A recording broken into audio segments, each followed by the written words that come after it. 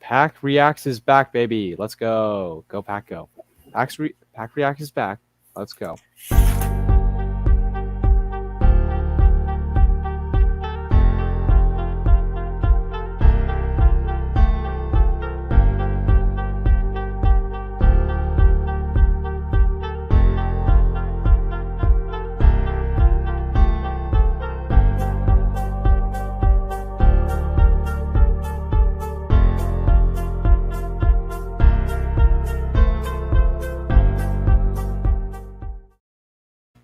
Hello, folks. Oh, there we go.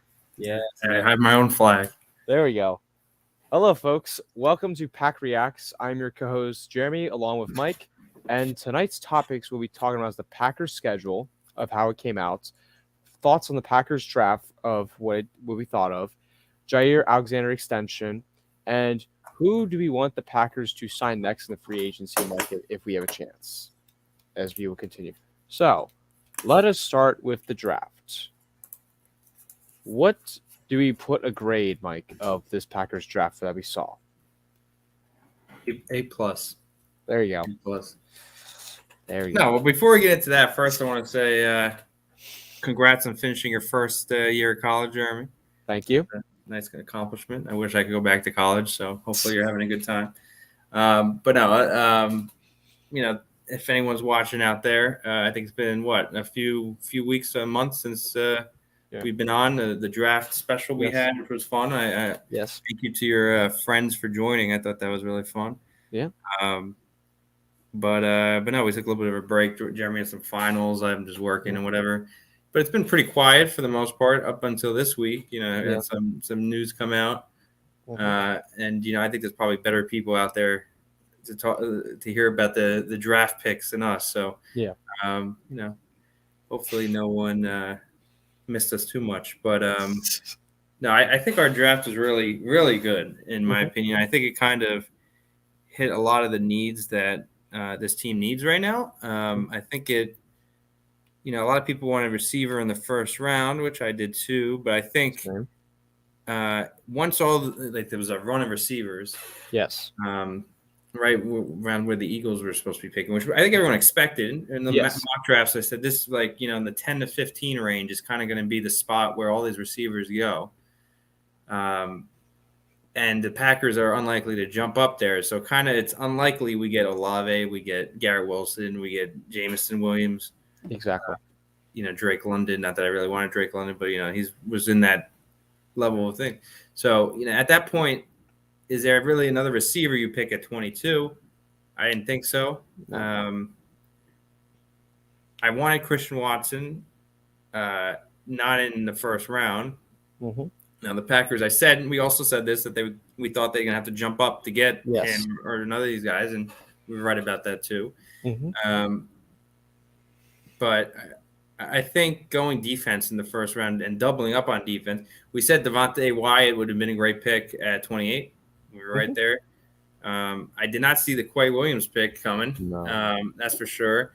But everything and on the draft coverage that we did. Yes. When I saw his tape, I didn't do much research into him beforehand. None, right? So no research.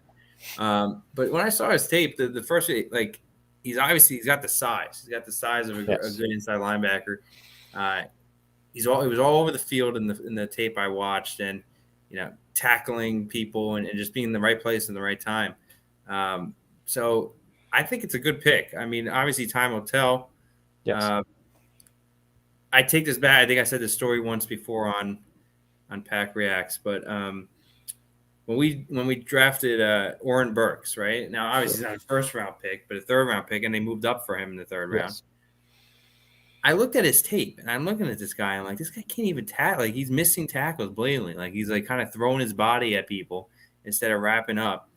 And I was like, this guy seems like an upstanding citizen. Everything I read about him was he's really – I think he went to Vanderbilt, and he was part of a lot of honor societies and doing a lot of community service. But when I'm watching the tape on football, I didn't see it. Yeah. And unfortunately, it kind of came to fruition. But, the only reason I bring that up is because it's the same position. Yes. When I watched Quay Walker's tape, complete opposite. I was like, this guy seems like He's wrapping up. Like I said, he's just all over the field. So I'm excited. I think it's at first I also didn't think it was a position in need. I didn't think so But either. if the Packers think that Chris Barnes isn't their long-term solution, which clearly they don't, right? Yeah. He's probably a good stopgap. Mm-hmm. But look at Tampa Bay, and somebody brought this up in like Joe Barry's news conference this week. I don't know if you watched it, but I did one of not. the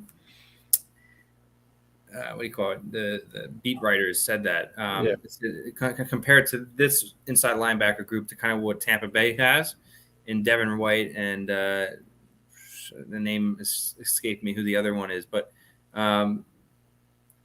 if we can have that, that's a game changer on defense, in my opinion, because where have we been slashed in the past, on defense? If there's been one spot, the middle of the field, right? Yeah. His tight ends over the middle, these slant routes, quick slants.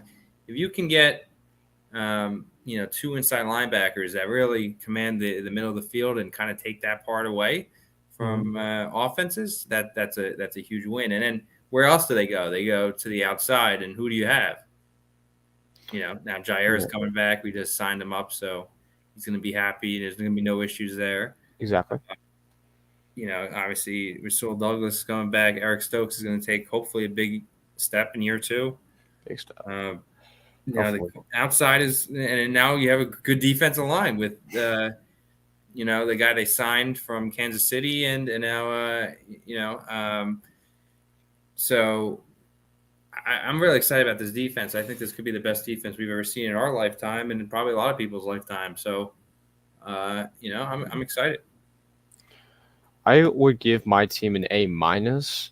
The only reason I give it like not perfect because one, we had to do some trade value. Like we had to we picked Quay Walker. I thought we could have maybe switched that and took Wyatt at the first one. Then you took Quay at the second one. I thought that could have been there. He probably was open. And then you had to trade up for Christian Watson. The value you had to give up. Like great idea of trading up for him, but the value of like how much you got rid of. But we'll see if it's worth it or not. That's the only reason I give it A minus. But every other position I kept seeing is they addressed the need. They kept watching it. They kept like going after defense. Now, I know most people, especially ESPN, will say, why didn't they draft a first-round receiver? Like, oh, that's going to help Rodgers out. It's like, have you seen Rodgers' career without first-round receivers? He's done well without them. Like, you can go to 2011 offense of Donald Driver, Great Jennings, etc. All those guys weren't even first-rounder picks. So Rodgers has it, and he's going to develop with Christian Watson. Now, he's not going to have the same relationship as Devontae, but it's like improving, and I really liked about this defense. You address defensive line, which I've wanted. Kenny Clark get some help on the line, helps establish there. You get Quay Walker. He's like Campbell of what I saw on the tape, especially in that Georgia championship game. He was very explosive, always got aggressive, pressure the QB every single time. That's what I loved about him. And Christian Watson, he has the body of a DK Metcalf, and he's almost has the speed of Deebo Samuel. So I wouldn't be surprised if they use him in some gadget plays, because that's what I kept seeing, or special teams even. That's what I might see out of it, but that's what I really love this draft was my favorite part. Is like address the needs, make this a definite top 10 defense. Offense, we just have to see where it goes. The wide receivers, if they keep developing chemistry, we should be fine. Yeah, I mean, one thing I got to push back, though, I'll be honest, is what does it matter if you pick Wyatt at 22 and Quay Walker at 28? It's the same, get to the same spot, right? Yeah. I'll just say, yeah. The real question is, could you got someone at 22 that went after that would have helped us more? Wealth management is navigating the peaks and valleys. That's really the real question. If you could have got somebody else, which I don't really know who they would have gotten. There really weren't any receivers on the board, like I said, that was worth picking there. So I really like what they did in the first round. I think you get two I think it was worth defensive guys in the middle that's really going to help you. And the other thing about the first round receivers, I'm sorry, what is the difference if Christian Watson gets picked at 32 and is a first round receiver, or if he gets picked at 34 and he's a second round receiver? It's the same guy, right? Like maybe he has a little bit more like swagger, like, oh, I'm a first round receiver. Now, there is one big difference, right? and that's the 5th-year option. Yes, But that's a contractual thing. It has nothing to do with if the player is going to be good or not. That was part of the Vikings' plan too. Is they didn't Right. want to give them it; they just did that instead. Right, and now that's absolutely a big difference, but it doesn't change. Like people saying like, "Oh, Rodgers has no first-round receiver." Like the receiver's not going to be good because he had a 5th-year option. Like it's just going to help you like maintain him for another year, like kind of with Jaire, and give you another year to re-sign him if he is really good. So very big advantage to being him being first round for the Packers if they would have been first round.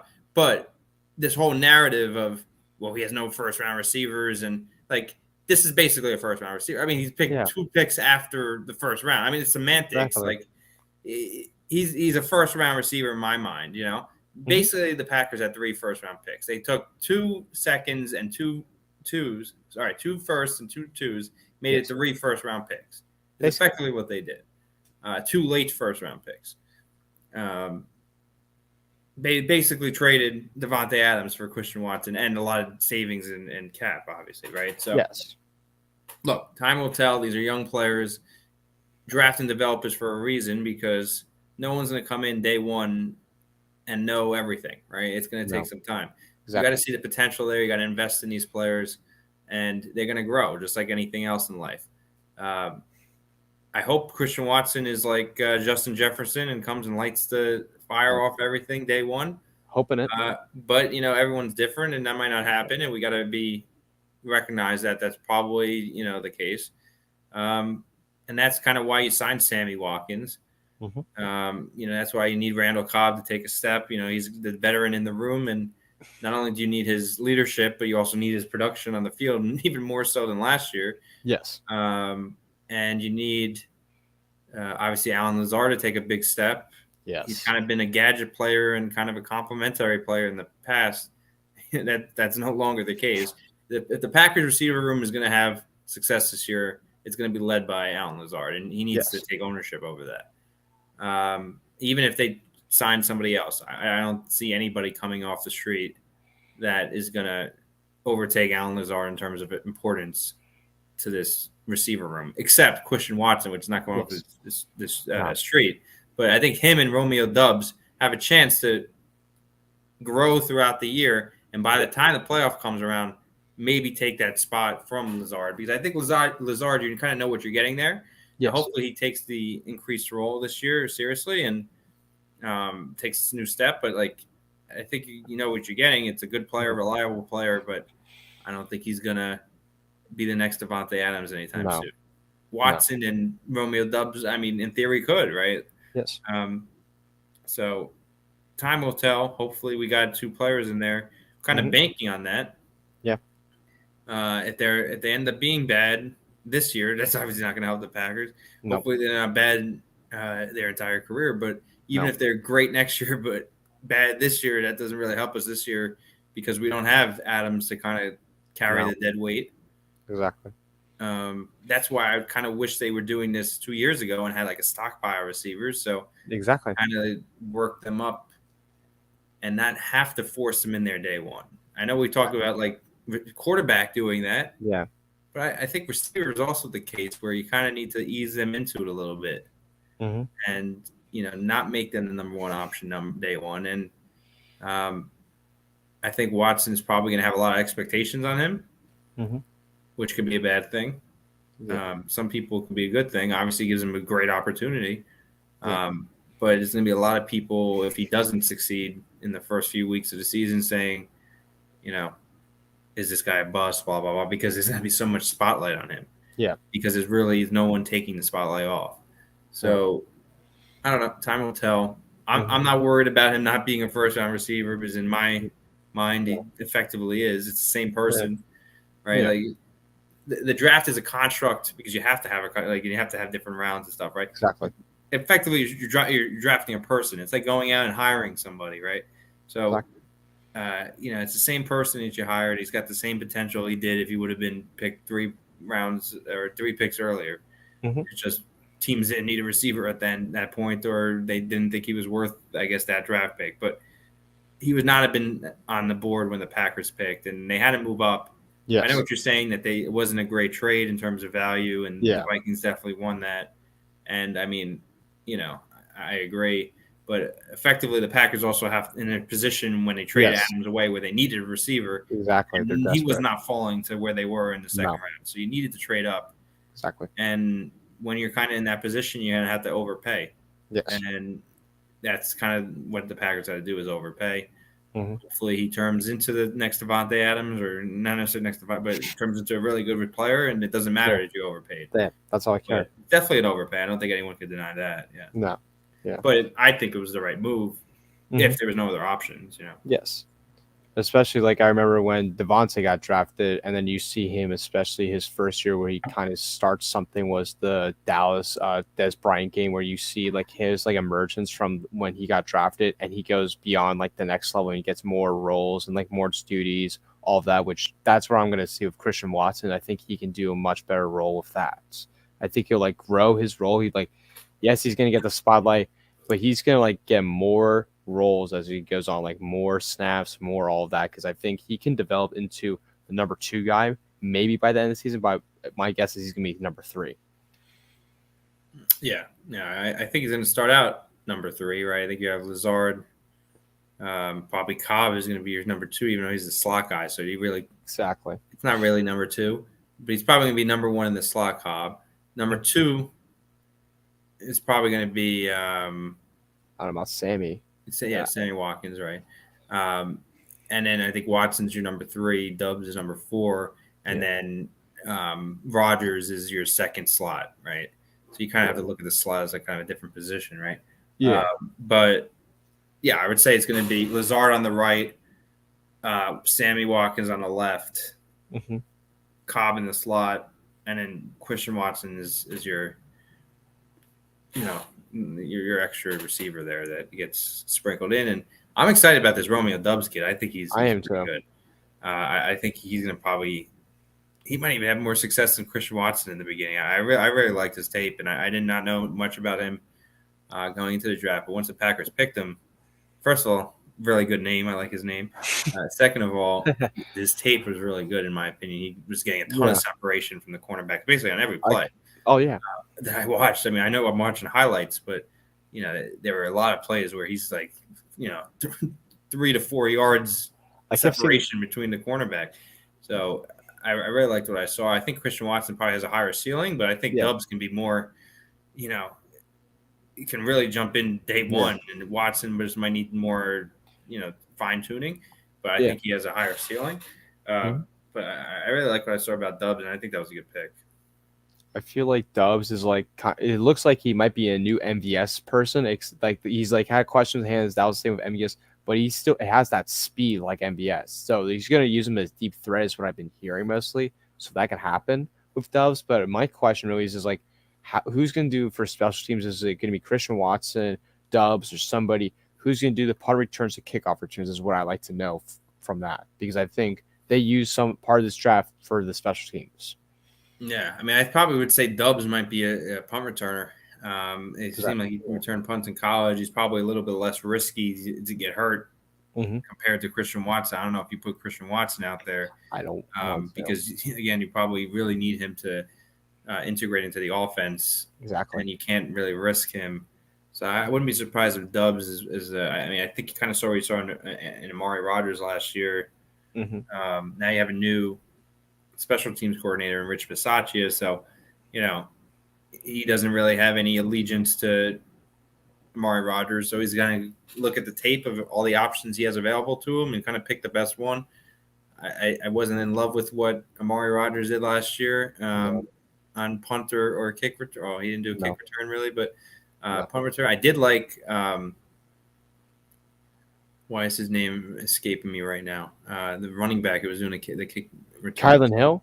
I did like what he was doing before he got hurt. I liked him, yes. And I would almost put him back out there on kick returns once he's healthy.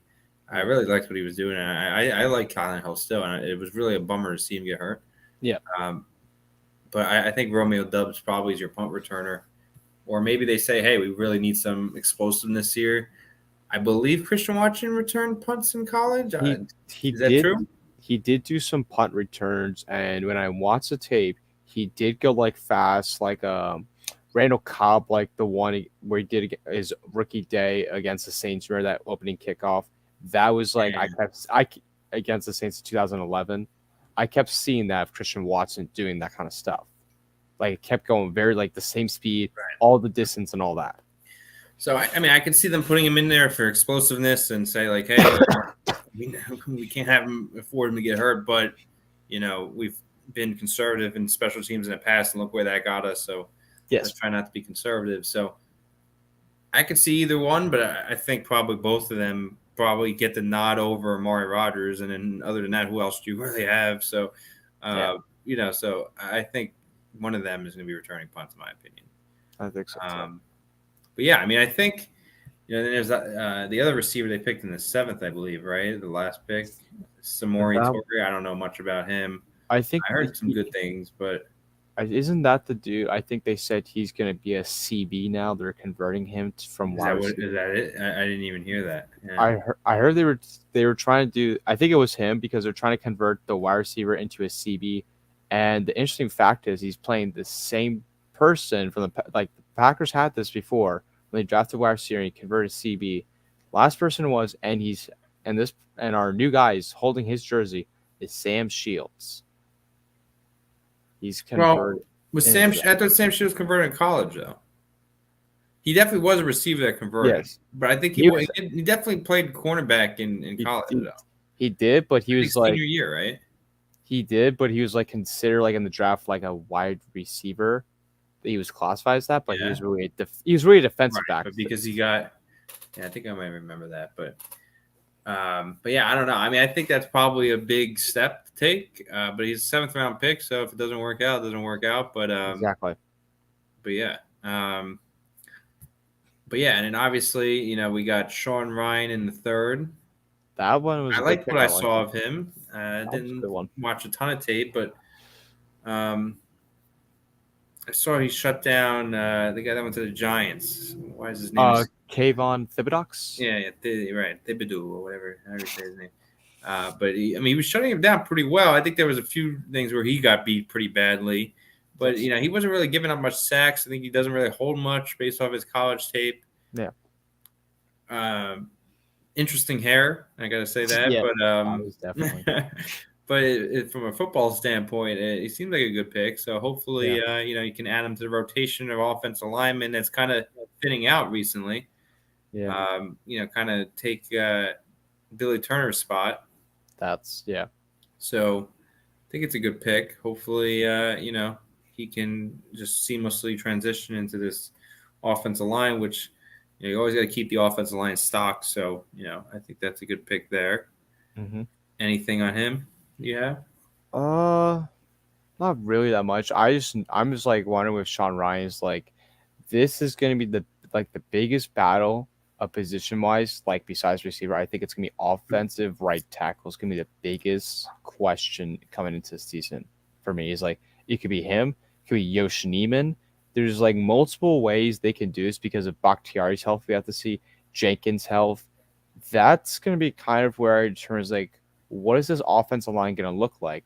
I know it's going to be great because we were great without our stars last year, especially in the offense. That's like, I think Sean Ryan can definitely, he has the potential. I think he definitely could be the solid guy like Yoshi Neiman was during that playoffs or during that late run of the season. I think he has a decent chance to win the job. But I just question who's going to be the right tackle. I think he's got a good chance to be the right tackle day one. And I'll explain to you my thoughts on this. I mean, I think Bakhtiari is going to be healthy. So he's going to be your left tackle. I mean, he better be healthy at this point. It's been 2 years, right? Over 2 years. Exactly. So if he's not healthy by now, there's a problem. Yes.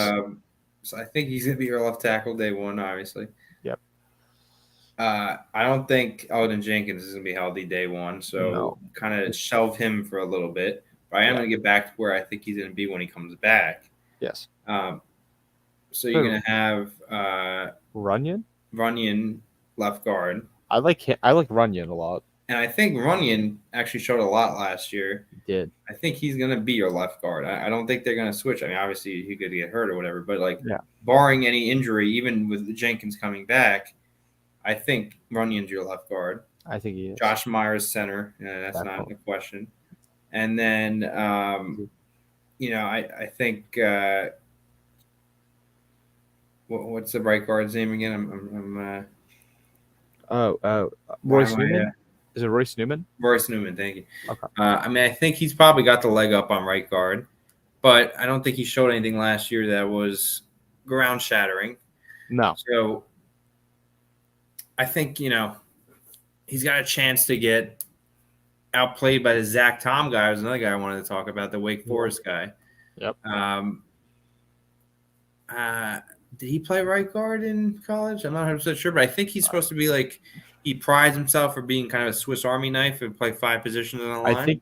I think yes, that's what I kept reading the report on. I kept he played multiple positions, I think, except center, I think it was. He played like guard, tackle. He kept playing a lot of that, but just not one. I think it was center he didn't play though. Right. So I say that it's Zach Tom, yeah, Royce Newman battle in camp for right guard. I think so. I think you got Runyon in left guard. Like I said, I don't think there's really a battle there. No battle. No one's bringing on Bakhtiari for left tackle. No one's taking on Josh Myers for center. So I think Zach Tom, Royce Newman battling for right guard. Then I think your right tackle right now is going to be Sean Ryan. I think that could be. But then once Ogden Jenkins comes back, I think Ogden Jenkins is your right tackle because I think now is kind of the opportunity to switch him. Yes, I think so too. We loved him at left guard, but now that Runyon has kind of emerged as the left guard, exactly, Runyon is not a tackle. I mean, I think we're aware of that. And Ogden Jenkins is ultimately more valuable as a tackle than he is as a guard. Yes. And this gives you the opportunity to kind of, it's a clean break, not to be, be facetious or whatever, but like he didn't play for a year, tore his ACL. He's coming back. This is the opportunity to put him at right tackle and say, you're the right tackle now. We're not moving you. Billy Turner's not here anymore.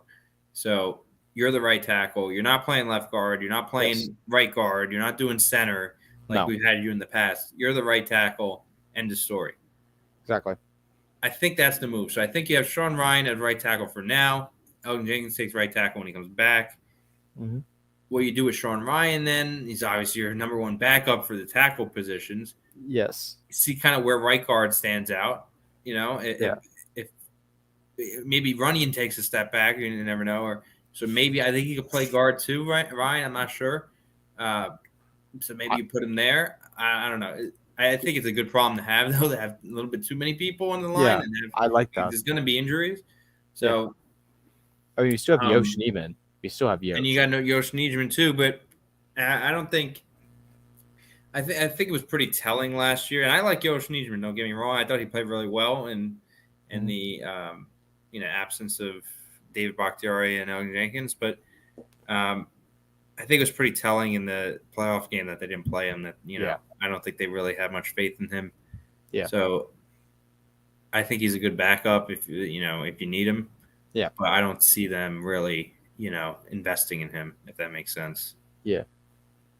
Because why not play him and I think they should have. I think that was a mistake not playing him. Don't get me wrong. Yeah. I think that was a mistake. But if they're going to make that decision in the biggest game not to play him, why now invest in him? It just doesn't make sense. Exactly. Yeah. So, but I think he's going to be on the team. I think he's going to be a backup. Yes. And he's got the experience from last year, so I think he's very valuable. Exactly. I just don't think he's going to be a starter, in my opinion. I think he becomes I think he's going to be I feel like he's going to be the first guy, if someone goes down besides center, he's going to be the dude that steps right up. I think he's going to do, because I feel like off of what they saw last year, I think he has more potential to be like the top backup in case of like besides the rookies. I think he's the best guy to go with if I had to trust them. Well, I mean, I think he's purely a tackle. I mean, he might even purely be a left tackle. Did he even play on the right side? I think I think he did. I thought he was going. No, I don't think he did play. I don't think he did. I mean, that doesn't mean he can. Yeah. But it seemed like they were giving him a lot of help too. Yeah. I think Rodgers kind of knew from that side that he had to get the ball out quicker because he wasn't have the time he used to. Yeah. So I think they realized, he kind of probably looked better than he probably was because they kind of knew what they were dealing with there, and they helped him and made sure the ball came out quicker.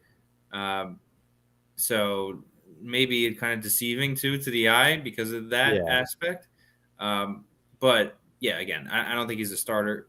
No. Very valuable backup. Don't get me wrong. I have nothing against Josh Niederman. I just, based off him not playing in that playoff game, I don't see how you could say the Packers have much confidence in him. Yeah, definitely. But yeah, I mean, I think that's mainly the main part of the draft that, we could speak to. I really like that Kingsley and Nogbury pick too in the 5th round. I think that was very good value there. And he looks really good as an edge rusher. So hopefully he, takes a big step this year, and that could help the defense too there because, we got 2 good edge rushers in Preston and Rashawn Gary, but then it kind of falls off after that, losing Z. So, maybe he's the, kind of replacement of Z this year. So I like that pick. I thought that was really good value at 5th because I think he was being mocked all the way up to the 3rd round. He was. So to get him in the 5th, then you can't go wrong there. And you can say, well, maybe there's an issue, but I looked at his tape. This guy's all over the field, a big guy, again, tackling people, wrapping up. It looks good. So I don't see any issues there in that pick. And hopefully, he proves me right. But a lot of people right now, just me. Packers Twitter was pretty excited for his pick in the 5th round. So, yeah, that's my 2 cents on him. Everyone else, like 7th rounders, probably lucky if they even make the team because I don't think 11 rookies are making a team. I mean, I don't think I don't know. I know 11 rookies are not making a team. Probably a lot of these guys are practice squad, developmental type of players. Like you said, Torrey, there's no way Torrey's making the squad if he's going to be transitioned to cornerback, and he's never played it before. That's a practice squad. I'm sure he makes the practice squad if they're going to transition in there, but he's not making the roster. So yeah. All right. Now let's move on to our next topic, Jaire Alexander extension. This one I didn't think was going to happen because I didn't trust our front office, especially after the Devontae not signing kind of deal went through. I didn't have much faith in it, but I wanted him to stay though. So I mean, I don't know if I agree with that. Obviously it's an opinion, but I don't know if I share that opinion because the Devontae thing was weird to me. It was. I feel like with these players that are hot, top of their position, top of the league, you have to get them done a year before the extension expires. You don't want the contract to expire and then have this issue where they have free agency, right in the windshield and it's right there. You want to do it with a season to go where then you kind of have negotiation power. You're like, well, if you don't sign this extension now, you have to play a whole season. You could get hurt and get a lot less money, right? Yeah. Or you can sign the contract with us now. You can only sign with the Packers, right? So there's a big benefit to us. And then you could play and you have guaranteed money. You get a huge signing bonus. You could go buy a house now. You could do all this. You got $30 million coming to you if you're Jaire, right? That's if somebody goes, hey, Jeremy, I got $30 million for you. Would you say, wait a year for that? Or yeah, sure. I would. Obviously he's got money coming in regardless, right? Yes. So you can't really look at it. It's not like somebody giving you free $30 million. He knows it's coming from, if not the Packers, somebody else. But that getting it this year compared to next year, and having to go through a whole free agency and putting the season on the rest, that's a big bargaining chip for the Packers. Yes. So the fact that they didn't do Devontae Adams a year earlier was a big red flag to me. And that's kind of the same. Where you saw the issue here, and kind of him starting to think, well, maybe I can go somewhere else. I could go play with, my friend Derek Carr.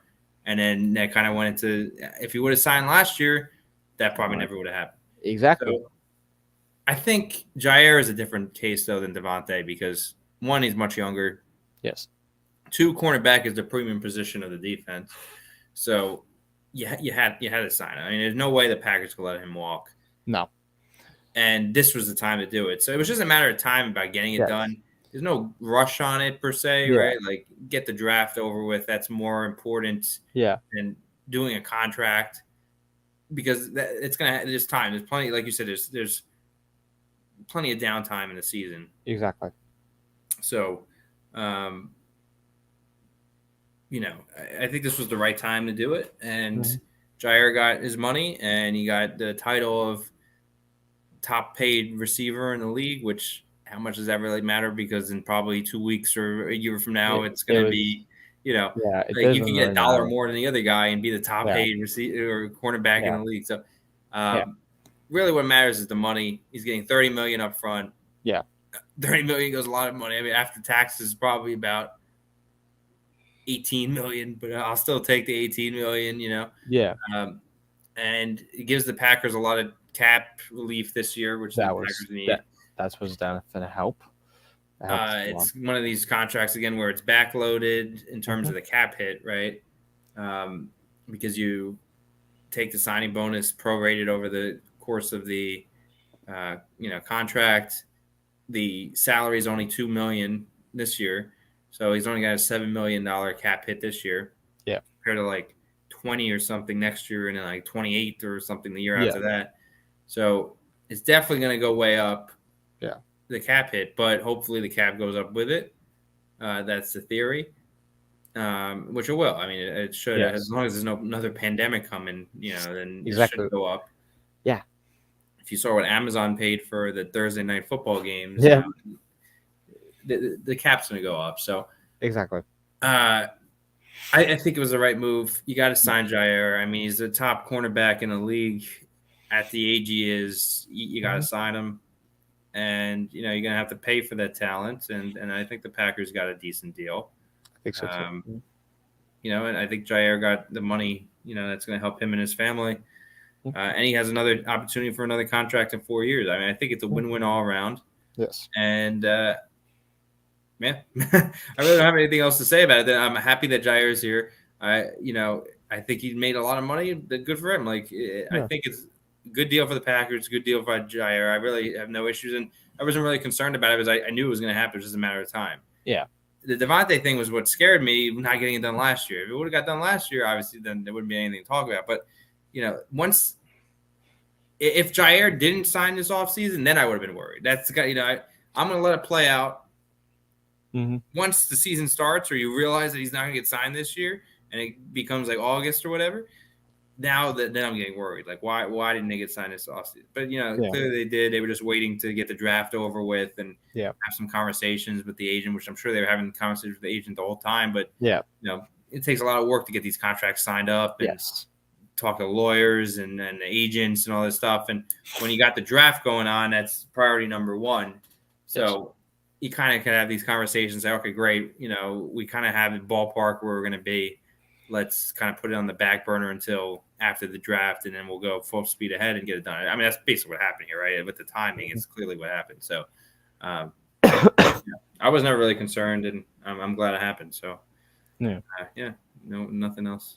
I mean, for me, the question was like, if we signed, if we signed Devontae, could we have done it with Jaire or give him an extension?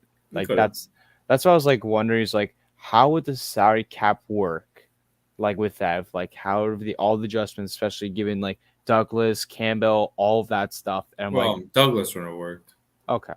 Douglas. I mean, Douglas that's why they waited to sign him until after. That's what I was, but no, Jaire would have worked because they save cap this year, right? Yes. But it would have helped them this year.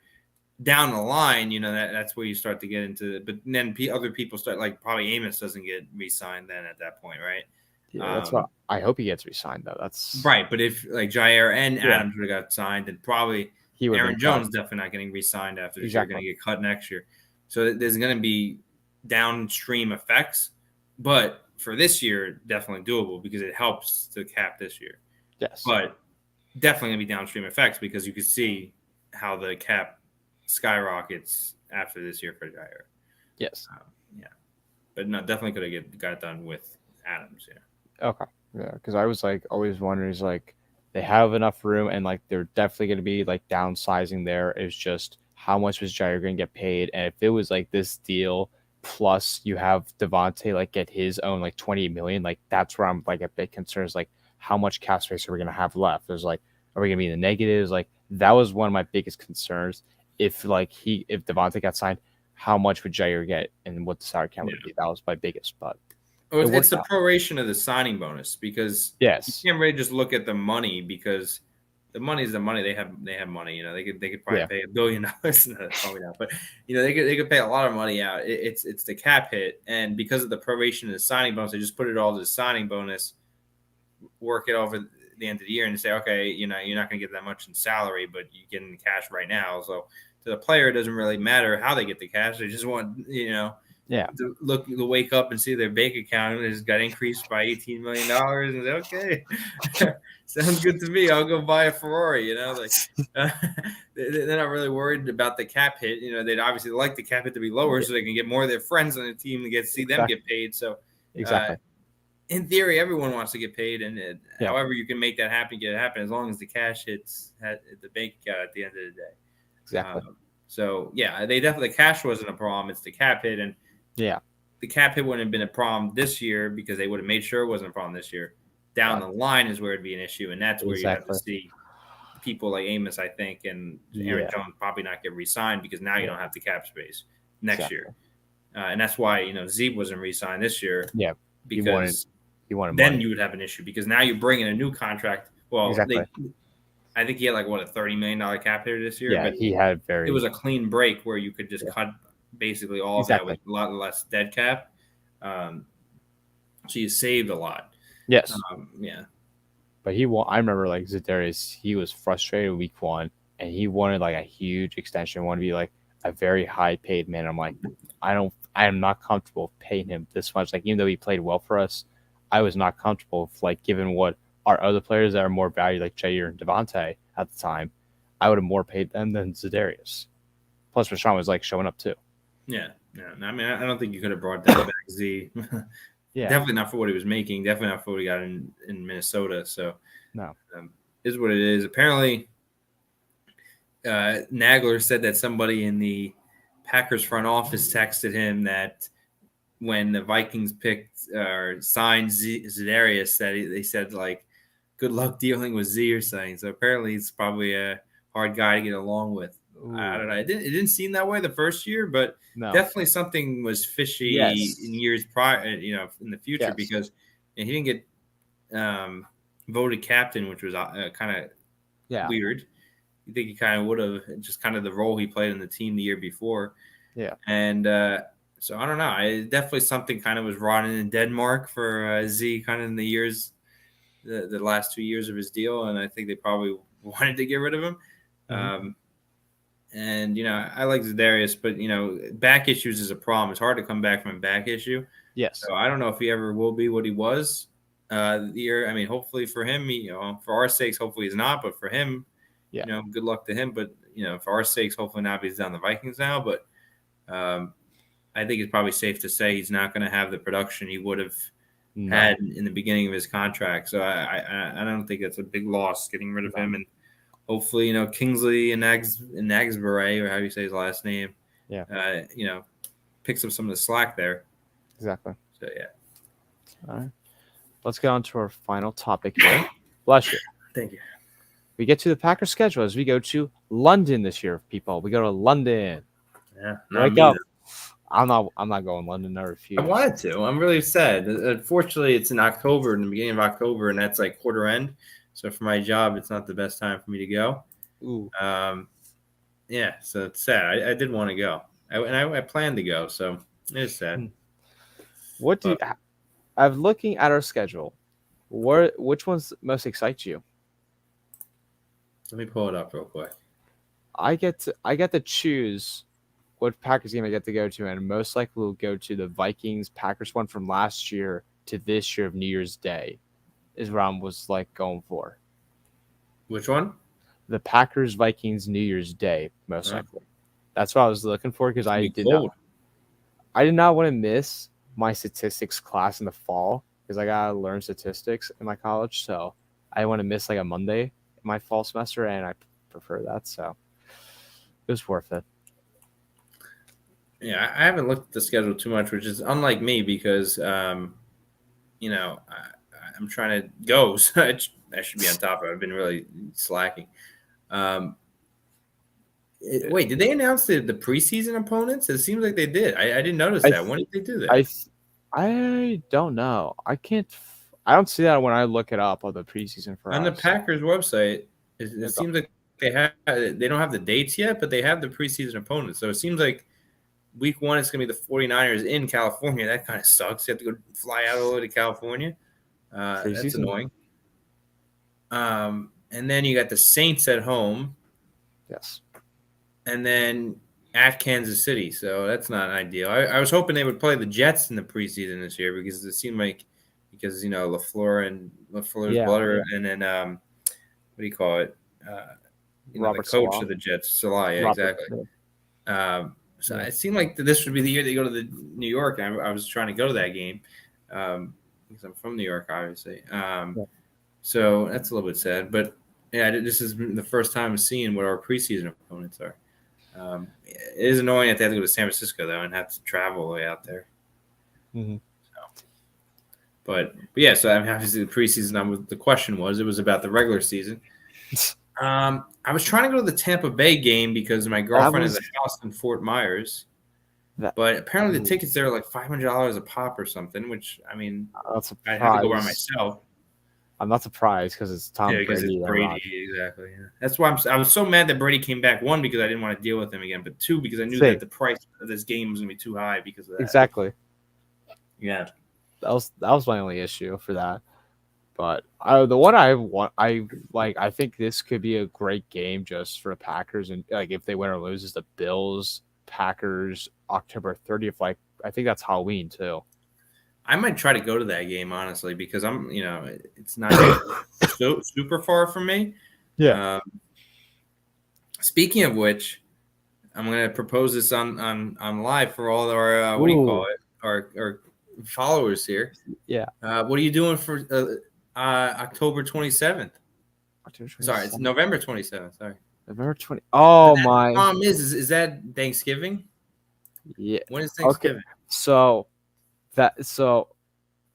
this is what So I'm gonna say the record straight here. 1, my birthday is 2 days before the game. Which Second, is Thanksgiving. Yeah. It was Thanksgiving last year, the 25th. It is this year again too. Oh. And the second reason, I refuse. Wait, sorry. No. I refuse to go to an Eagles game.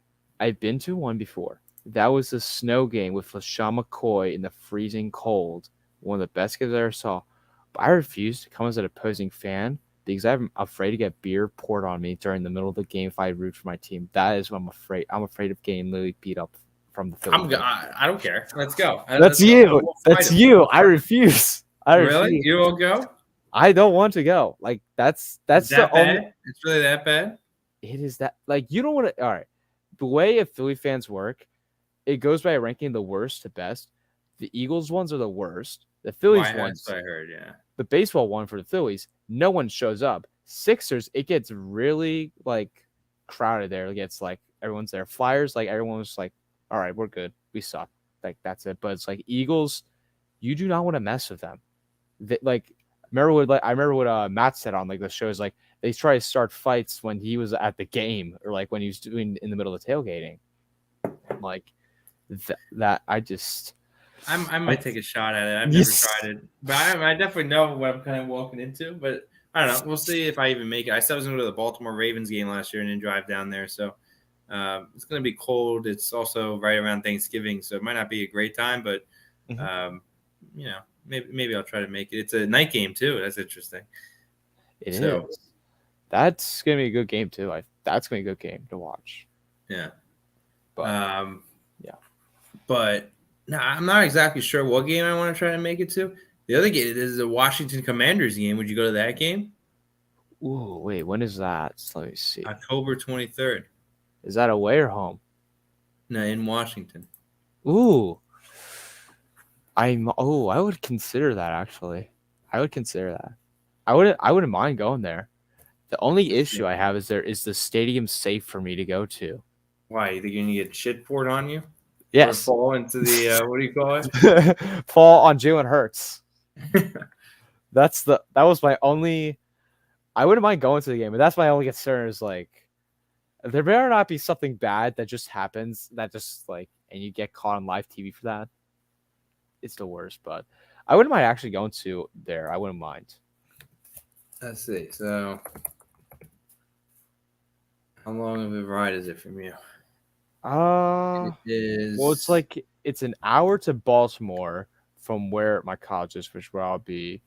Plus, I think it's like an hour 30 or like maybe close to. I think it's an hour 30 if I'm correct. If I had to guess, I think it's an hour 30 from my college all the way to down there. What? It's But it's York College, right? Yes, Pennsylvania. I'm pretty sure it's like an hour and a half. Oh, it's if I had to guess. 2 hours. 2 hours. Oh. That's pretty close. That's not bad. Yeah, That's it's like not bad. okay, that's not bad. So, I wouldn't mind that. and for me, it's so maybe we'll have a PackReacts meetup with you, me, and me. I don't know, Philip and Jackson over here. Those your friends? Yes, Phillips like a diehard Packers fan. Jackson is an Eagles fan. Eagles stink as usual. We both go back and forth for our Packers Eagles rivalry. I had to deal with a lot of Eagle fans. They kept annoying me of like they saying they're going to do better than the Packers this season. Like, just no. Like they keep talking like they win the Super Bowl, like the Viking fans say every year. Right. So Yeah. so maybe we'll have a meet up in the Washington Commanders game. But now I was talking to a few friends about maybe trying to go to the Jets game in Lambeau. I'm not sure if that's going to happen. But yeah, I definitely want to make it to one game at least in Lambeau this year, and maybe try to go to Buffalo.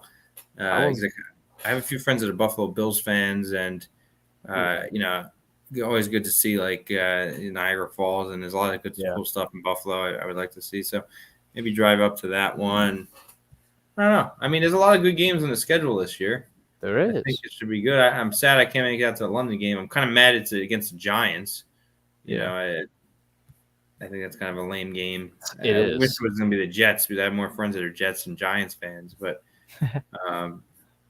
yeah, I think I think it should be a fun time. And then you got Christmas Day in Miami for the Packers. That was like that's annoying. That's I don't know. I don't like that they did that. I don't like it either. I mean, it's good for us that it's not like hot down there during that time because of the winter. Because it's like last year you saw the Saints like of how much the Packers were not like ready during the middle of the games. Like they were just tired and already dehydrated. Which I think that kind of gives us an advantage based off our scheduling, but not so much. Like it just I think it's just a little bit, but not like a big factor. Yeah, it's just annoying to have a 1 o'clock game during Christmas. You know, like, yeah. You know, like in 2 years in a row. I mean, I know Nagler was pretty pissed off about that. I'm not, especially the 1 o'clock. You know, like 4:30, at least you have a dinner. You know, talk to some people. You know, 1 o'clock, I'm just kind of showing up to the Christmas party. And now, you know. Hey, can you put the game on? Like it's kind of awkward, you know. Like, yeah, I'm not too looking forward to that. So I'm a little bit annoyed about that. Yeah, we're not on Thanksgiving this year again, obviously. So no, that's interesting. The other interesting thing is the Packers chose not to have the bye week after the London game, and instead they got it 14 week in week 14. I think I think that was helpful for us. I mean. I wouldn't want the bye week 6 per se, but now I mean, it's a pretty brutal schedule in terms of, so you got the Vikings at home, then Chicago, so there's not a lot of travel. Tampa Bay, you have to travel to Tampa Bay week 3. Yeah. It's a 4 p.m. game, so it's probably going to be hot, you know. I mean, that's going to be a tough trip out there. That's going to be. Then you got the Patriots at home. Yeah. Then you got to travel all the way to London, so that's going to get you tired and all that stuff. You know, it's going to be interesting watching the Packers at 9:30 Eastern. That's going to be an interesting time. Make sure to wake up, have a nice breakfast and watch the game. Yep. So I'm actually kind of looking forward to that part of it since I'm not going to the game now. Then you got the Jets. You got Washington. So now you have to go to Washington. Not an easy not a super far trip for the Packers, No. but then you got Buffalo after that, so another East Coast game. Mm-hmm. I don't think the Packers would stay on the East Coast for it's not that much travel, so they're gonna have to go back to Green Bay and go back. So then they got the Lions after that, so there's 3 away games in a row. Yes. And then You got Dallas at home, Tennessee at home. You go back to Philadelphia. Then you got Chicago in Chicago, and then so week 2 was at home. All right, so week 1's in Minnesota, and you got Chicago at home, Mm-hmm. and then LA at home, and you got to go all the way to Miami, and that's it. So yeah, I mean, there's a lot of travel in the schedule, and then you don't get a break till week 14. Yeah. Hopefully the Packers do really good, and the bye, comes at the right time to get you kind of refreshed for a playoff run, late season push. But it also could kind of go off the rails pretty quickly if things start to go bad. So hopefully that's not the case. And I think, with the Packers defense, hopefully that isn't the case. Yeah. The offense, we'll see kind of where the receivers play out. But, just like anything else, the schedule is more of a travel thing. I just, now I need to book this flight, book this so I could go see the game. I haven't even started that, and that's probably not good at my end. But, I'm also kind of curious to see what the Cheesehead TV meetup is. I would like to do that this year, but I'm not a Patreon member. I'll probably become a Patreon member. But so I don't know what game they were thinking about doing, but I would like to go out for that. Yeah. But I do want to go to a game in Lambeau this year again. But I want to try to make it to that Tampa Bay game. I really do, because I don't have to. All I have to do is pay for the flight to get to Florida. I don't have to pay for a hotel. So then I just got like a car to go up, and then even if I just go to the game by myself, that's fine. So I'll probably make it to more away games this year than home games, which I mean would always be the case. But so if you're interested in the Washington game, maybe we'll be in contact after that and go there. But so Philadelphia is totally off the table for you. I refuse to go to Philadelphia. Okay. I had to tell this to Eagle fans too. I was like, you guys better be nice to me. If you're not nice, I never will go like anywhere foot close. Like last time I went to the Eagles, I was stuck in the parking lot for like 3 hours later because of the snow. And then you just see all the fans just having fun out there in the snow, which is fun. Mm-hmm. But it was like, especially when you saw that Super Bowl parade with the Eagle fans, that's where it kind of gets chaotic. Right. Well, when they had the draft in Philadelphia, I went. I think I told you that, right? Yeah. Yes. Talking about this on the draft coverage, and we were walking like the side of the street. I had my Packers jersey, and this is the draft. Like who cares? It's the draft. I did get a few heckling people rolling down the windows, like, "Oh, fuck the Packers! This is Philadelphia." I was like, "Who cares? Like, this is a draft. Like, I'm not the only fan that's non-Philadelphia. Like, it's not a game going on." Exactly. Like, that was kind of crazy. I've never. Didn't think that would happen, but that's no one was fans. really that bad. No one like fought me or anything. I mean, but there wasn't also the heat of the moment in a game, so obviously that's different. So yeah, but I don't know. Maybe I'll try to make it to the Philadelphia game. I'm not sure. It's not a huge drive for me, so I probably can make it. But I'd be down for the Washington game. I would be too. I would like that. So I'll look at some tickets and see if we could do anything. So if anyone watching. The 1 or 2 viewers, let us know. And we'll do a meetup in Washington and celebrate the new team we got over here, the Washington Commanders. Exactly. What do you think about that name, the Commanders? I did not like the name at all. I just no. I wanted that what was it, the Wolves one they were thinking of? That one I liked. I think it was like the Red Wolves or something. That was the one. But Commanders is like what like. I just don't get it. Like Commanders, like it's like military, but I think it's kind of dumb. I like that somebody put out something about the name's escaping me right now, but it had to do with it was like an African American battalion in like the Air Force or something. That was like the Red something, Red Tails, I think it was. I think yeah. Yeah, right, the Red Tails, and that seemed interesting. And you had like the plane aspect of it too. I thought that would have been, and it's the person who had like the mock-up idea of it, like it had a pretty good logo and stuff. I thought that was a cool idea, but yeah, I don't know. I think Commanders was pretty kind of blah. They could have been more interesting with it than Commanders. Like, Yeah. you know, like the XFL have done the Commanders, and like I don't know. I just think it's kind of blah. Exactly. But yeah, whatever. What do you think the Packers, based off looking at our schedule, your prediction? What do you think our record will be? If you had to look. Catching me off guard here. I didn't actually. I usually do this. I do my schedule prediction. I have not done it yet. I've been too busy. I'll run through it real quick if you're interested in it. So Sure. Vikings in Minnesota. I mean, I think it's going to be a win. I have to say it's a win. Okay. Chicago at home. I think Chicago's going to take a step back this year, so I think that's a win. Yes. At Tampa Bay, it's just going to be hot. Our success in Florida is not much. I'd say that's probably an L. Yeah. But, you could give them an opportunity there, so it's always possible. New England at home, I think that's a win. The Giants and Jets, I think those are both wins. So what do we have? 4-1 right now? Yes. 1, 2, 3, 4, 5. No, 5-1. 5. Oh, yeah, 5-1. 5-1. The Commanders, that could be a tough game. I mean, the Commanders aren't a bad team. We got what? Carson Wentz. Carson Wentz is the quarterback. I'll give it to the Packers, so I'll say 6-1. Okay. At Buffalo, I'll say 6-2. I think it's gonna be a tough game. Detroit, I said 7-2. Yep. Cowboys at home, I'll give it to the Packers. That's 8-2. Yep. Tennessee, I think that they don't have AJ. They don't have AJ Brown. Yeah. I'll give it to the Packers. So 9-2. Eagles, I'll give it to the Packers 10-2. At Chicago, I think that's us.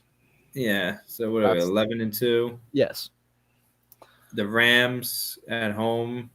That's. I think it's probably gonna be a tough game. I think that would be. But I'll give it to the Packers. All right. So what are we at? 12-2. I think. No, 12-2. Yeah, 12-2. Right. Okay. Can you add Miami? That could be a tough game. I mean, Miami's probably going to take a step forward this year, but I'll still give it to the Packers. So we're at 14-2, right? No, 15. 13-2. 13-2. And you got the Vikings and the Lions. So that's 15-2. I don't know if that's realistic, though. I don't think the Packers are going to go 15-2. No. So I think they could go 13-4. I think that's probably more realistic. Yeah. So you have to take some games away from what I said there. So I know I kind of went back on what I said, but I think 13-4 is probably a realistic expectation, which is what we won last year, right? 13-4. Yes, we did. So I think that's realistic to hit again. Yes. Maybe 12-5. Yeah. I think the Packers are going to take a step back this year a little bit on offense. Yeah. Not a little bit. I think they're quite a bit going to take a step back on offense, but I think the defense is really going to take a step forward. Yes. So hopefully it, evens out. And hopefully Watson Dubs kind of take a step forward. You never know with injuries. Every season kind of, hangs in the balance there. But, the quarterbacks in the NFC are really not great. No. You got Tom Brady now that he came back, and you got Matt Stafford. You got Dak Prescott. Kyler Murray. If you want to give it to him. And that's it. I mean, obviously there's other people, but top-notch quarterbacks. Yeah. That's Kirk Cousins, I guess you can include Justin Fields if he takes a step forward. There's a Jalen Hurts. I don't know if the NFC is going to be super tough this year. No. I think the Packers have a good opportunity to at least make the Super Bowl if everyone stays healthy and they get some development on the offensive side of the ball. Their offensive line I think the offensive line is a big question mark, kind of how people play together, how the rookies do. They're going to play. So I think that's a big question mark. Mm-hmm. But I think this year could be the Packers' year in theory. Obviously, it's the big red flag and the big unknown is how you're going to replace Adams. Yes. It's going to be a team effort, not, just one player. But that's obviously a big concern. If you have Adams on this team right now, I think the Packers, are scary, real scary. Obviously, you're probably not going to have Christian Watson then because you wouldn't have the trade capital, or you wouldn't have Quay Walker. maybe Also. you pick Devontae, or instead of Devontae, Wyatt or Walker, get rid of one of them and then have Christian Watson. So you could do that like that, but then your defense isn't as strong. So, yeah, I don't know. It'll be interesting to see kind of where this season plays out. It's like every other season.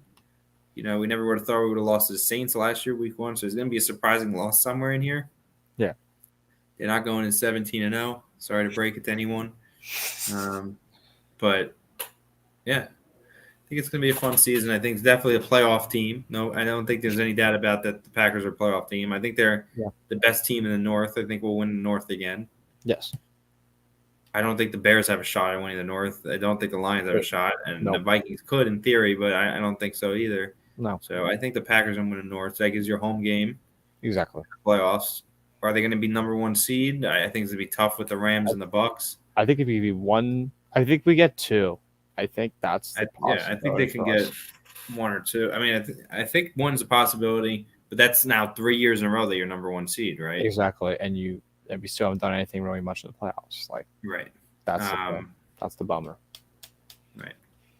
But still can't believe the Packers blew last year. That was a great opportunity. That was it. We had it. It was an absolute great opportunity. But no, got to work to get back in that position again this year and actually do something with it. Yeah.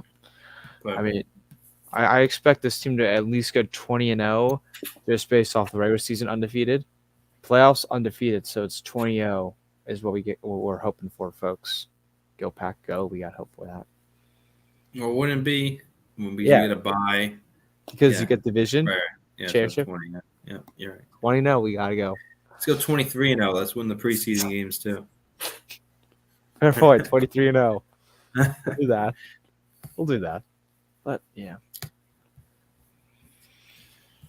All right. So do we have? I think you had one more topic. I don't know how.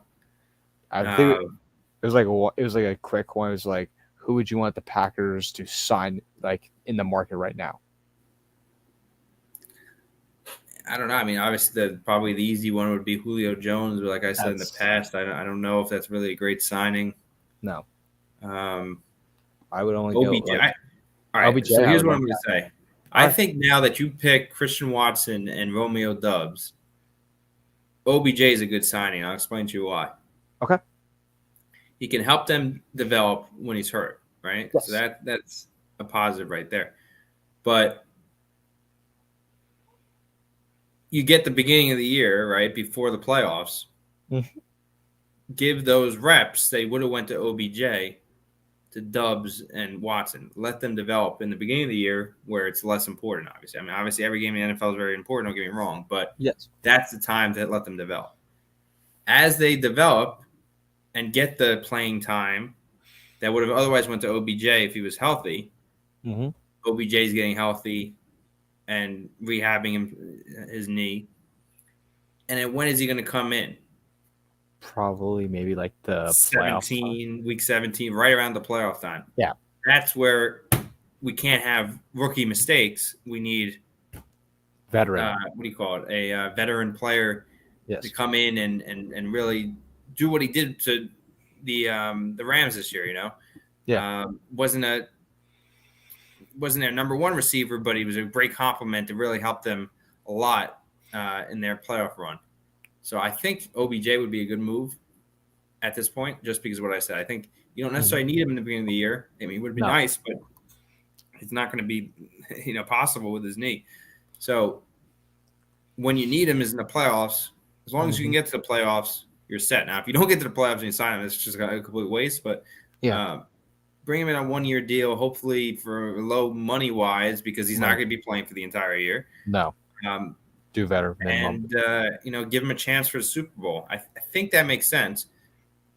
But I don't know. If there was one player I'd pick, I'd say it's OBJ, just because I think he can help while he's hurt, develop these young guys. And then once he gets healthy, it's at the back end of the season where we really need production from the receiver position and proven production. And then hopefully he'll provide that. Plus, at that point, Watson and Doubs will have the experience in the beginning of the year and can use that experience in the playoffs.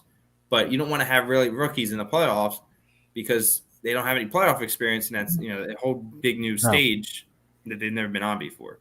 Exactly. So, to me, I'd say OBJ. But if you would have asked me before this draft, I'd probably say don't go OBJ because you need more help. But because they got these two guys in the draft, I think it's a good opportunity to get him if you can get him for the right price. Mm-hmm. I mean, I would go OBJ or Julio. I prefer now OBJ because Julio, I don't know what he's going to command the deal, like how much money. I think he wants a little bit more money. And OBJ, I don't think he's going to do that much. Like, he doesn't want to request that. And, like, Julio has more of an injury history of the hamstring he's still dealing with. And that could, hurt us when that comes to it if we sign him. And could hurt us, in the big moment of the playoffs. And he's just out. And who do you throw to? You could have to go to face rookie receivers. Whereas OBJ, he's coming off that injury. As you mentioned, he helps with that leadership presence. And OBJ, I think he would be the best fit. And he almost came to the Packers last year, too. That was the good thing. But what I've been hearing the reports lately is the Rams are trying to re-sign him right now. They're trying to re-sign him. I don't think it's going to happen. You don't think it's going to happen? I don't think he really wanted to go to Green Bay, though, OBJ, I think. And, maybe Devontae would have helped him there. But now that Devontae's gone, I don't know how much he really wants to come to Green Bay. But maybe he wants a ring and can, another ring because he already had one from last year. But see if but I would probably still say he goes back to the Rams for exactly what I said. I mean, I think that he would help the Rams there too in that same aspect. But Julio Jones, my issue with him is, like you said, it's kind of like a chronic injury where he's never fully out. Like he gets hurt, but it's not like OBJ where he's not going to play for the first third. Like, it's just impossible for him to play until week 13 at earliest. And probably more likely the end of the year to the playoffs, right? There's no way OBJ is going to be ready week 1. No way he's going to be ready week 6. No way he's going to be ready week 8 or 10. Yeah. Earliest is probably 14, 15, 16, 17 playoffs, Yes. But with Julio Jones, okay, well, now you sign Julio Jones. Now is year number 1. Then you make him number 1. You give him all these snaps, all these reps in practice. Then he's going to go out week 1, maybe have an okay game, play pretty well. Then week 2, oh no, his hamstring just went out, flared up on him again. But he's not fully out. He's going to run around and not be 100%. Yeah. Then, week 3, they decide, we're going to actually sit him down to try and get him 100%. And then week 4, he's gone. And week 5, he comes back and flares up. That's what I feel like Julio Jones is. Kind of like a chronic thing where, he's never fully out for an extended period of time. But, even when he's back, he's not himself. So, where's the benefit to me? And I think that's what the other teams have realized. Where, he's just never going to be the player he was ever again. Now, hopefully for his sake, he proves me wrong. But it seems like everywhere he's been in Atlanta and in Tennessee that this injury just has not been able to overcome it. Exactly. And it's kind of completely hamstringed him. No pun intended, right? But he just – It's been tough to get over it. And I just don't think he's going to help as a long-term solution. Yeah. OBJ's not a long-term solution, but that's not what you're signing up for. You're signing up for somebody's going to come in for the playoffs and provide the playoff, juice and the shot in the arm that's going to propel us to the Super Bowl. Because a lot of times that's what you need. You need a shot in the arm about that time. Say, this guy's coming off, and we have these rookie receivers who are starting to progress and get better. But now we're going to have OBJ come in there, and he's going to be another option for Rodgers, some excitement, some, extra push in the balloon to move us forward. Yeah. So I'm kind of selling myself on the OBJ deal. Is Will Fuller still out there? Or he's still available. So I could still see that being an option. Yeah, I mean, obviously there's going to be free agents signed. I think receiver is still probably the spot where the Packers have the biggest need. Yes. From a veteran presence, because there's no guarantee Watkins even makes the team. Yeah. So I think that's still the need, but there's not really any great options out there. Except OBJ is probably your best option. It just has to be the timetable I just described. Yes. Yeah, that's my thoughts. I mean, in terms of the other positions, I'm sure they're going to sign somebody. I just don't know much about it that I would really add much value. No. So, yeah. Yeah. I think they still should sign another wide receiver, like just a more veteran presence guy. But if it's Julio, I would be fine with it. It's just I would worry about the injury. OBJ, that is where I'm more comfortable signing though. Right. With the expectation he's not going to play until Exactly. playoffs. Yeah. That's what I would do. All right. All right. I think that's a good wrap to close the show. Yeah, I think that was a good show. I mean, wasn't a ton to talk about. No. We still went an hour 15, so I don't know how many people stuck through us, but it's always a good time to talk. And yeah, so what does the schedule look like coming up? Maybe I mean I don't know if are we gonna do it every week. I mean, what's on the NFL schedule coming? We kind of got the schedule. Yeah. Out. I think mini camp's coming up. Yes. Let's look it up. When does Packers mini camp start? I think it's July. No, it's like early June. I think it is. And Rodgers might show up for mini camp, right? Because it's mandatory. He might. I think he said he's going to show up to every mandatory thing. Veteran mini camp June 7th through 9th. So not a ton of time away. So that's about 3 weeks. It's a little bit less than 3 weeks. So I think we'll definitely do a show that week. Yes. If we can think of something to do for the next few weeks and there's interest, I'm down to do it. So OTAs. Yeah. Sorry. So mandatory minicamp is June 7th, 8th, 9th, but OTAs May 23rd, 24th, and 26th. So that's coming up. It's next week. Okay. So there's OTAs next week, but I doubt, Rodgers and a lot of the veterans probably going to show up as it's not mandatory. And you have week 2 of OTAs May 31st, 1st, and 3rd. So we got some Packers news coming up the next 3 weeks because OTAs and a mini camp. And then the next week you have OTAs week 3 at June 13th to 16th. So we got Packers stuff going on for about a month. Oh, sweet. So that's awesome. That's good news. Then after June 16th, that's when there's a lull, right, for about a month until August, and then training camp starts up. So, that's the one thing with the NFL offseason. It's long, but they've been sprinkling the draft and trying to make the combine and trying to make these events kind of like flagpole events during the offseason. Yeah. So you're never completely away from the NFL. So it's going to start up pretty quickly, and I think there's going to be a lot to talk about. So hopefully anyone is listening. Oh, we got a new watcher here, Pablo. Yeah. Thank you, Pablo. We really appreciate it. From Guatemala. That's awesome. And that's great. And that's what I love. Cheesehead TV on Pablo. I'm not sure if you're a fan of Cheesehead TV, but Packers fans worldwide. We're not from Wisconsin. We're from New York Northeast. Here and the northeast of America. Yeah. So, but Guatemala, that's awesome. I mean, I'd love to make it out of Guatemala someday. But the fact that the internet brings people like this together, common interest of being Packers fans, that's great. So thank you for joining. We hope you come back. That's kind of our intention is just to have a good conversation.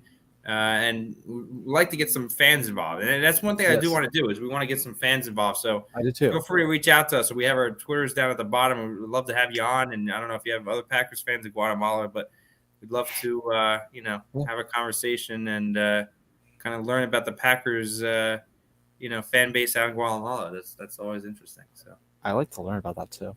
And anybody else is watching that, would like to join the show. We do want to start something where we have fans come on because I think that's something that a lot of the Packers Twitter sphere and YouTube sphere doesn't necessarily hit on is the viewers. I mean, the viewers in terms of super chats on that stuff, but I want to hear from you, like kind of in this situation. So I think, we'd love to have people on and, you're not going to have the viewership you have at Cheesehead TV and stuff, but, you have an outlet to talk Packers, which I think, a lot of people would love. So. All right. So I think, we've been going on for quite a bit. So let's definitely do a live stuff some point Yes. during OTAs. Definitely for mini camp because there's gonna be a lot of news around there. Mhm. Probably do one to wrap up OTAs. Take a little bit of a break in that July time for summer, and then hit the ground running in training camp. But I think we should be doing lives every week during training camp. Yes. Definitely every week during the season, if not maybe 2. Who knows? Yeah. I'm sure there's going to be like a game wrap up and a game preview. Yes. We could do something like that. Where Yes. one day we do a game. So it can't be for an hour every day. We No. people sleep. But we could bring on like we could do that. That'd be fun.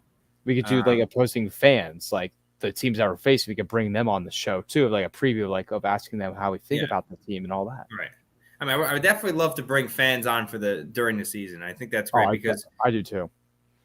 A lot of times we're just kind of making things up as we go, talking now, or talking about the player. Like I can't say I've watched every single highlight of all these things, but during the season, we're all gonna be watching the game. And if you don't watch the game, then don't come on the show because we want people that watch the game.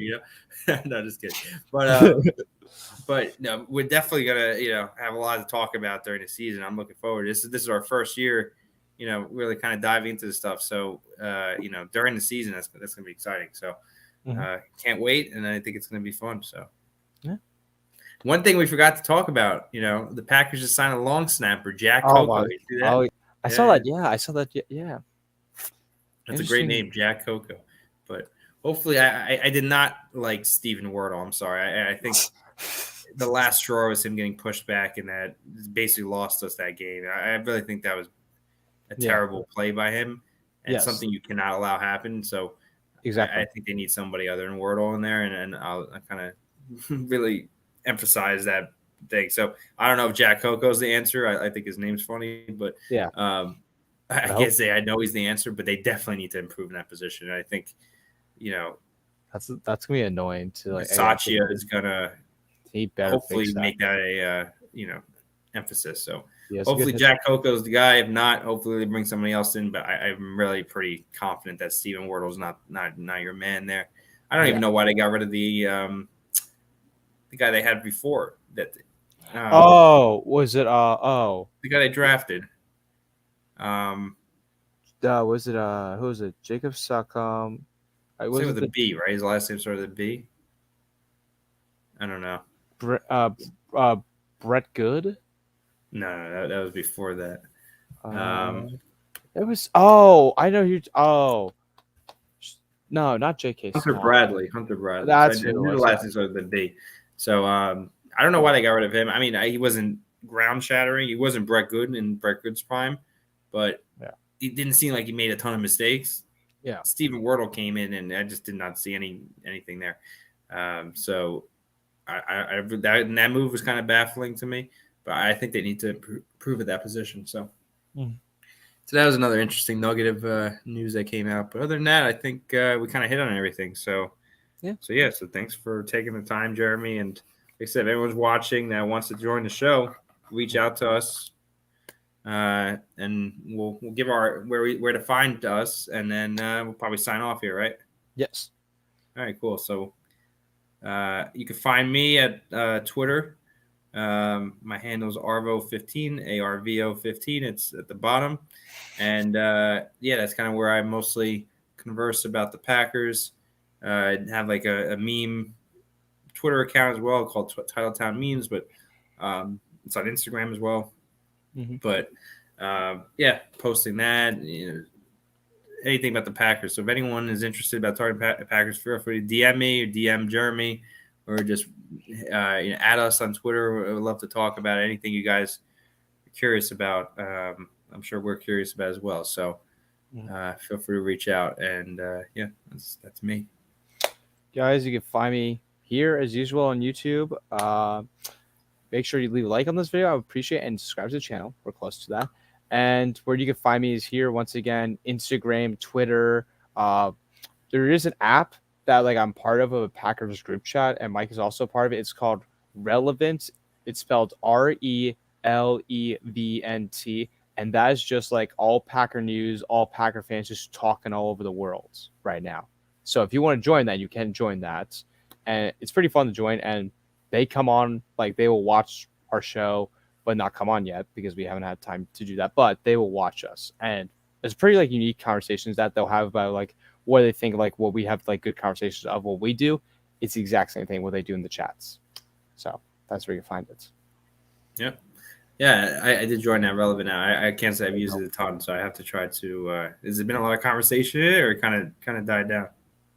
It's kind of died down a little, but like as soon as like you start like the like debate question, it gets rolling like fast. Like you get like 3 or 4 people go right into it like quick. Like Yeah. it's like every day they'll just like talk Packers every day. So There's some interesting stuff going on. Yeah, definitely send it over. I can't. I gotta try to go in a little bit more often, but yeah, definitely during the season. Hopefully, it's interesting place to be. yes. For sure. All right, cool. So yeah, I guess we'll sign off. Do you want to take it away? Yep. All right, guys. As always, Packers will win the Super Bowl as usual, and go Pack, go. Let's go. Go Pack, go. There we go. Yeah, wait. Hold on, I gotta get mine out now. started this way, we'll end it this way. All right, have it backwards. There we go. Yes, there we go. I think this is the same flag. You just have it on a. I think I do. Yeah, actually, yeah, I have it on a stick. Somebody got me this. Actually, no, I got this sent to me as like one of those Packers rewards things.